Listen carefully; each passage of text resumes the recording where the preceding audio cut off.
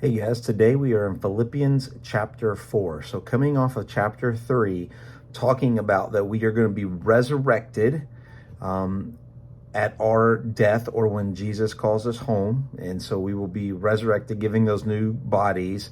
Therefore, because we're going to be resurrected, therefore, whom I love and long for, my joy and crown, stand firm thus in the Lord, my beloved. So he's just saying that his brothers, the church of Philippi, he loves them, he longs for them. They are his joy, they are his crown. Now, that word of crown is just basically his achievement. As he's thinking, he's at the end of his life, about to go see the emperor and kind of come to the end of his life. He's saying that the Philippian church is his joy and his achievement, his crown. And then he talks about in verses 2 and 3, two ladies who were serving with him, but then there was some kind of strife, and we don't know what that is. Something came up between them, but he tells them to basically work it out. Come on, get together.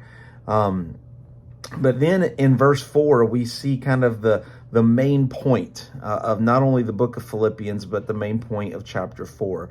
Rejoice in the Lord always. Again, I will say rejoice. We have said from the very beginning, we are to be joyful in the Lord. The Lord has done so much for us that we should not only have joy inside, but we should emit joyfulness, right? We should just admit that from us. He says, let your reasonableness be known to everyone. So he's telling them, once again, just how should they show joy? That they should be reasonable. If you think about the people of this world, reasonableness is not a character, right? And so it says, be reasonable. The Lord is hand. Do not be anxious. So they're to be reasonable. They're not to be anxious. But in everything, by prayer and supplication with thanksgiving, let your request be known to God. And so they're to be reasonable. They're not to be anxious. They are to do everything in prayer and in supplication. So prayer is kind of this overarching kind of just general conversation with God, where supplication means a direct ask. So he's saying your life should be known for reasonableness, not about anxiety. You should always be talking to God. And when you come and you ask specifically for God, it should be done in thanksgiving. Remembering what God has done for you, not coming to God and saying, I need this, I need that, but remembering what he has done. And when we are thankful for what he has done, I think it will clarify what we should ask for in the future.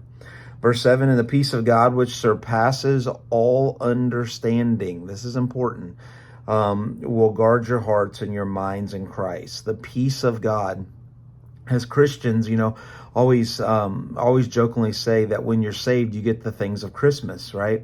When Christmas comes, we put words on our wall and on our mantle and on our doors that says like peace and joy and hope. And so these are all the things that we say that the Messiah, that Jesus brings to us. And that's why he came. Well, that's true. And so those of us who have Jesus, we get peace, and that peace surpasses anything that we can fathom. And because of that, because we have peace in every situation, because we have peace in every opportunity, what happens? Then we should allow that peace to what? Guard our hearts and our minds. And so let God's peacefulness guard us, and that will guard us from anxiety. That will guard us from lots of things, and we'll have peace be the number one thing in our life. Verse 8, finally, brothers, whatever is true, honorable, just, pure, lovely, commendable, excellence, and worthy of praise. Think about these things, right? So once again, his last words to the Philippian church is that they are they're to be joyful. They're not to be anxious. They are to be thankful when they pray. They are to let the peace of God guard their hearts and guards their mind.